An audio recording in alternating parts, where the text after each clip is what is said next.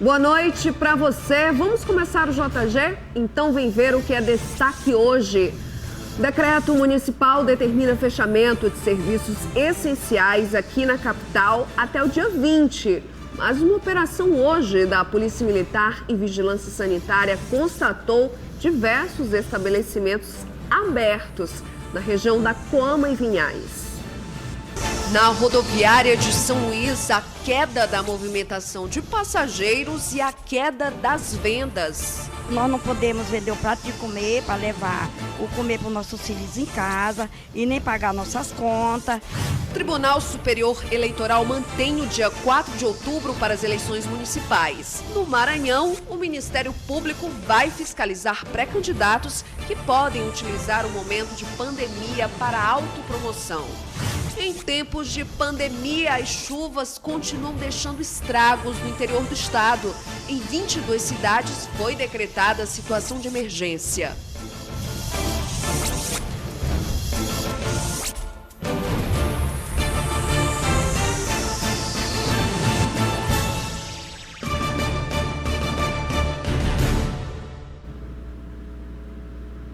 O ministro da Saúde, Henrique Mandetta, foi demitido do cargo pelo presidente Jair Bolsonaro na tarde de hoje. O anúncio foi feito pelo próprio Mandetta nas redes sociais, que agradeceu a oportunidade e destacou as medidas adotadas no combate ao novo coronavírus.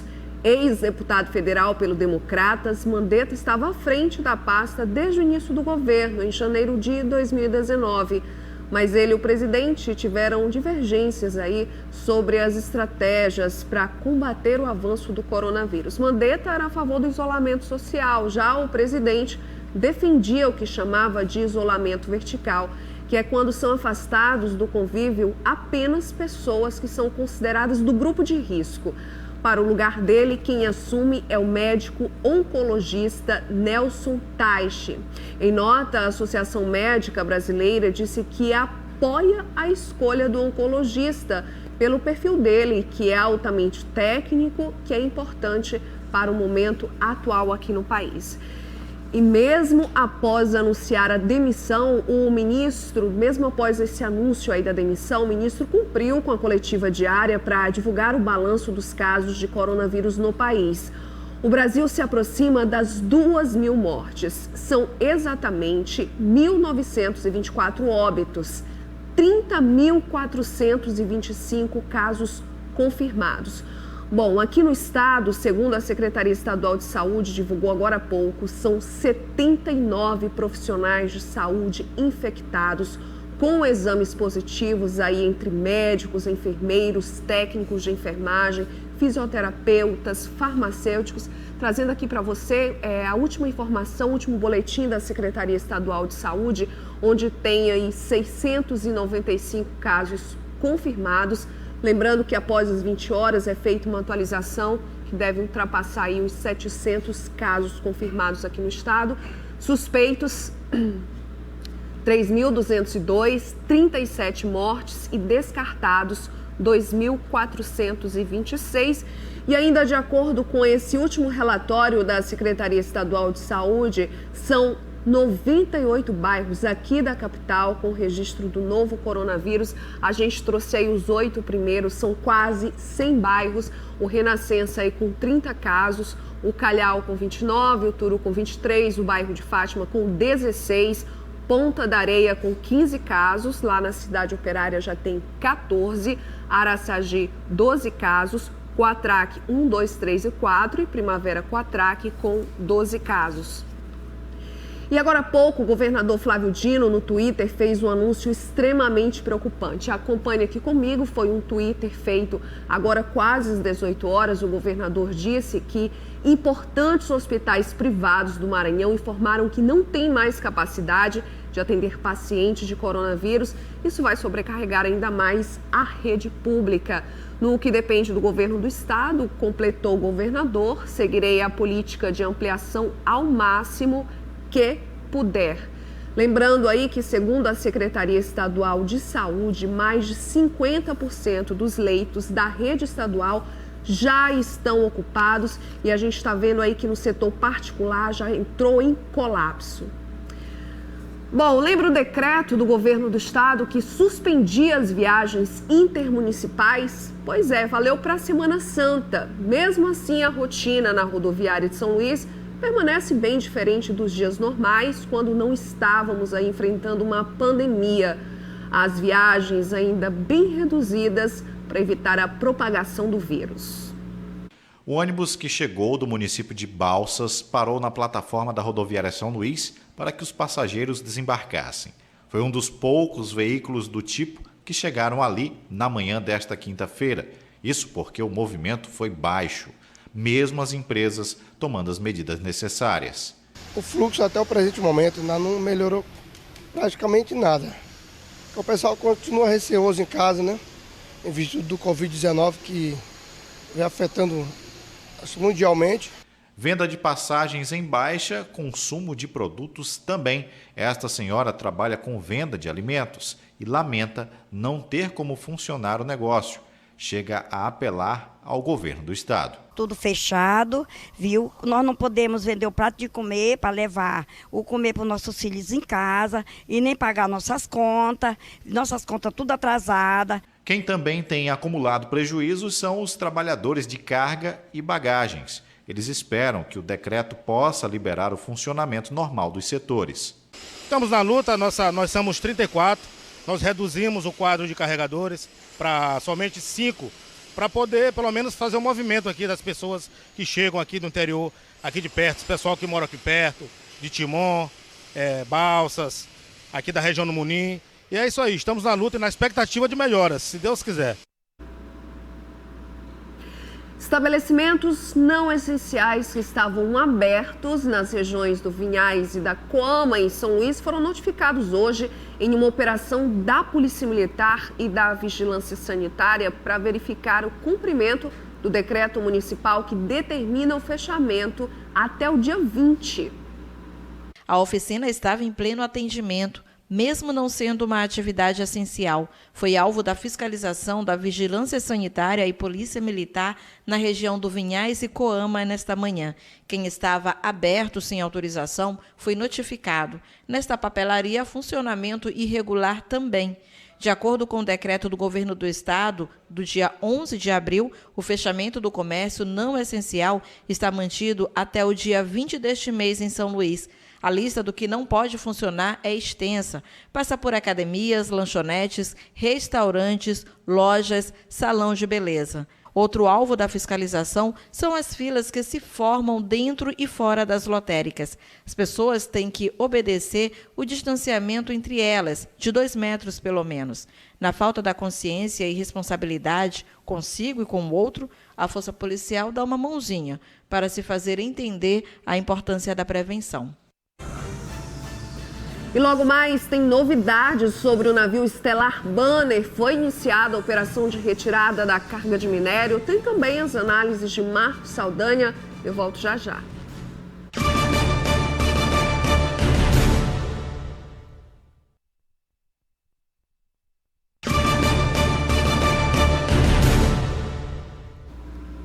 De volta com novidades sobre o navio Stellar Banner, a Marinha começou a operação de retirada da carga de minério. Nesta semana foi anunciada a conclusão do processo de retirada dos 3.900 metros cúbicos de óleo. Só para lembrar você, no dia 25 de fevereiro, o navio Stellar Banner sofreu 2 fissuras no casco depois que saiu do terminal da Ponta da Madeira, obrigando o comandante a encalhar a embarcação em um banco de areia após constatar que estava afundando.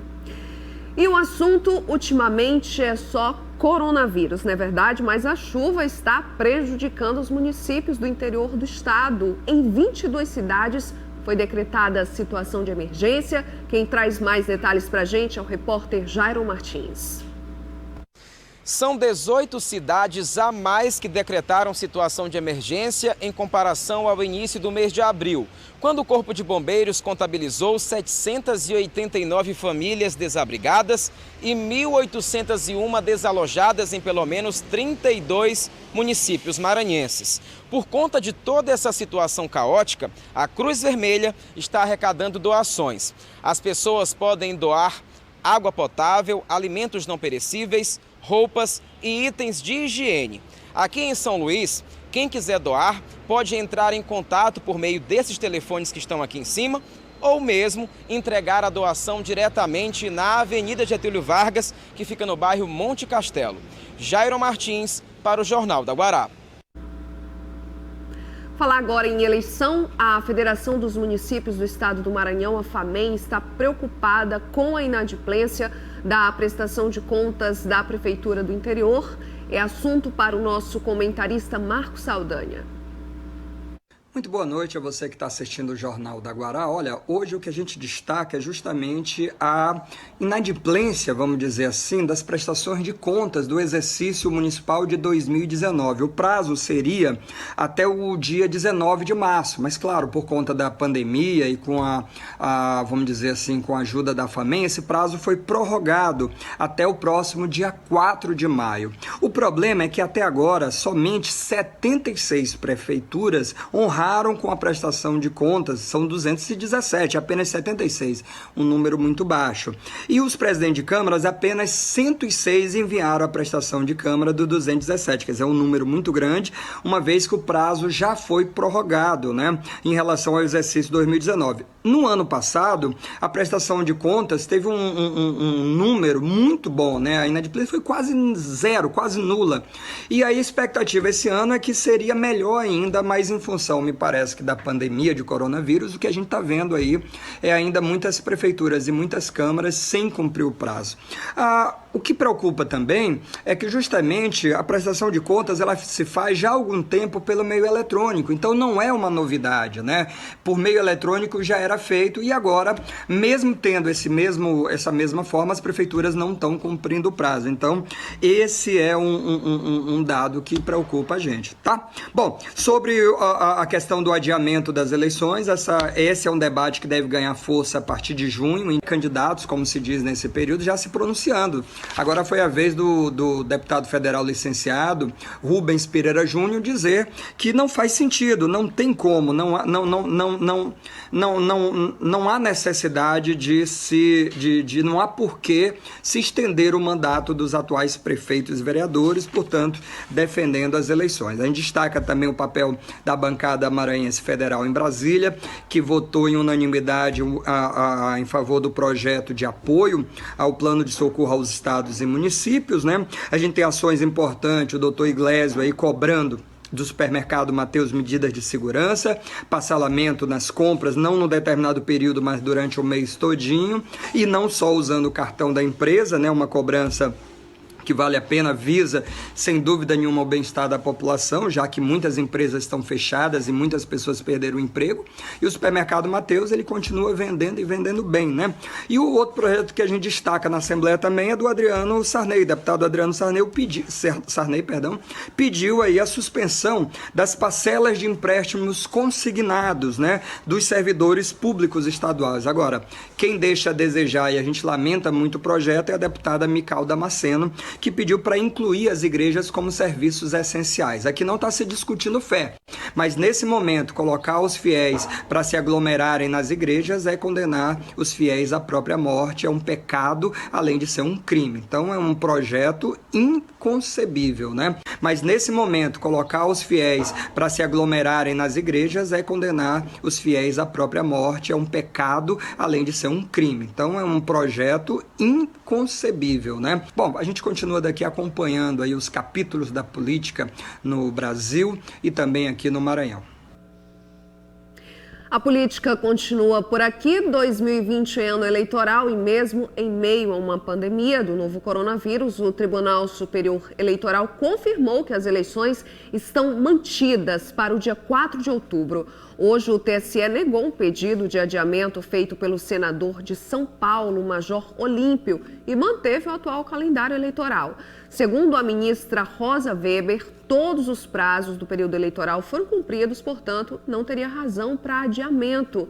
E como o prazo eleitoral está mantido e falta 6 meses para o primeiro turno, o Ministério Público Eleitoral do Maranhão recomendou aos promotores aqui do estado que fiscalizem as ações de prefeitos e de vereadores durante essa pandemia aí do novo coronavírus. A preocupação da promotoria é que os políticos com mandato se aproveitem da situação grave para fazer uma promoção pessoal por meio de programas sociais. A gente sabe como é, né? O procurador regional eleitoral, Juraci Guimarães, sugeriu aos políticos que todas as ações sejam comunicadas ao Ministério Público nas respectivas zonas eleitorais na região onde atuam. Caso seja identificada essa promoção pessoal, prefeitos e vereadores pré-candidatos estão sujeitos a multa de até R$106 mil, cassação do mandato e a inegibilidade nas eleições deste ano. E o decreto do governo do Maranhão, que determina o fechamento de serviços não essenciais aqui no estado, trouxe apreensão aos empresários e consequência direta aí aos trabalhadores. De acordo com a Associação Brasileira de Bares e Restaurantes, aqui no Maranhão já aconteceram mais de 4.000 demissões no setor. Para dar um alívio financeiro às pequenas e médias empresas, existe na Assembleia Legislativa do Estado um projeto do deputado Duarte Júnior para suspender o prazo de pagamento do imposto sobre o serviço, que é aquele chamado ISS. O parlamentar também entrou com uma ação para que a suspensão de dívidas com os bancos não gere multas e juros aos clientes. Veja aí o que disse o deputado. Boa noite, Bianca. Boa noite a todos, cidadãos, cidadãs, consumidores e consumidores que estão nos acompanhando. É um prazer imenso falar com vocês e prestar contas de todas as ações que nós estamos fazendo em benefício do direito de todos. Ontem fiz uma indicação parlamentar à Prefeitura de São Luís para que haja a suspensão, ou seja, para que não haja a cobrança do imposto sobre prestação de serviço ISS por 90 dias das micro e pequenas empresas que durante esse momento estão precisando de força, suporte para manter suas contas em dia, para evitar a demissão dos seus funcionários, o que é muito importante para que haja a contribuição para o não aumento do índice de desemprego nesse período em que há uma inevitável crise econômica. Além disso, hoje ingressamos com uma ação civil pública contra todas as instituições financeiras, todos os bancos, porque mesmo nesse momento de crise, infelizmente, os bancos agem de forma gananciosa a prejudicar o direito do consumidor. Infelizmente, realizando uma grande publicidade enganosa, pois foi proposto pelos bancos, por meio da FEBRABAN, que haveria uma suspensão dos financiamentos, ou seja, uma suspensão na cobrança dos financiamentos pelo prazo de 90 dias, financiamentos de imóveis e automóveis. Diante a toda essa pandemia, infelizmente os bancos não estão cumprindo e pior, estão enganando, lesando o consumidor. Ao invés de suspender as cobranças e voltar a cobrar após 90 dias sem juros e multa, o que está acontecendo na prática é que há uma nova ação da dívida. Vários consumidores, milhares de consumidores em todo o Brasil estão sendo lesados com juros e multas que ultrapassam R$ 1.500. Vamos continuar acompanhando de perto para garantir o pleno respeito do direito de todos.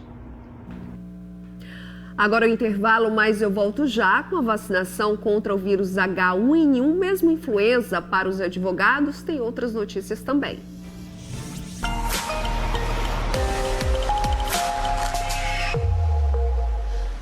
Às 2h58 tem a primeira praia-mar do dia com 4,3 metros. Pela manhã, às 9h20, baixa-mar com 2 metros. Às 15h21, a praia-mar de 4,3 metros volta. Mas a partir de 21h55, tudo muda com a baixa-mar de 1,5 metro.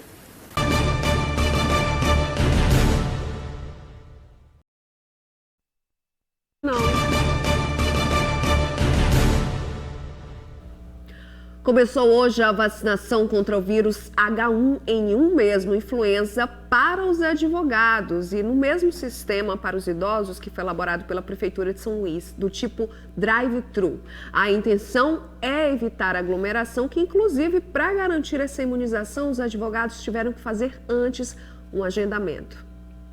Na luta contra as viroses, vale usar todas as armas. Quem pode concentrar seu público para tomar a vacina tem feito isso. Os advogados, por exemplo. Hoje começou a campanha de vacinação da advocacia contra o H1N1. Logo cedo, tudo já estava preparado.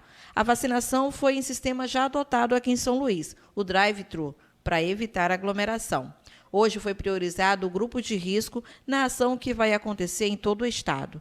E amanhã continuaremos essa ação de vacinação para os demais advogados. É importante mencionar que também levaremos essa vacinação, essa ação de saúde para todas as subseções da OAB do Maranhão no interior do estado. O calendário de vacinação ficou da seguinte forma: hoje vacina exclusivamente os advogados do grupo de risco, que devem comprovar que fazem parte do grupo e ter feito o agendamento prévio. Amanhã vacinam os demais, de acordo com a disponibilidade de vacinas. A vacinação é gratuita e exclusiva aos advogados inscritos na seccional da OAB. Para isso, devem apresentar a carteira da OAB. Além da vacinação, outras medidas foram tomadas, inclusive uma ajuda financeira para quem for diagnosticado com a Covid-19. Nós temos a criação da cartilha em parceria com a Comissão de Saúde da OAB Maranhão, cartilha de orientação para a advocacia. Também criamos um canal de teleatendimento para que os advogados e seus familiares possam ter orientação por meio de profissionais da área da saúde em relação a esse período de pandemia. Criamos também o auxílio emergencial financeiro. Esse auxílio emergencial financeiro é voltado para os advogados, os colegas que forem testados positivo para a Covid-19. E o JG fica por aqui. Aproveite muito bem a sua noite de quinta e a gente volta amanhã a partir de 6h30 da noite. É claro que a gente conta com a tua companhia. Boa noite para você.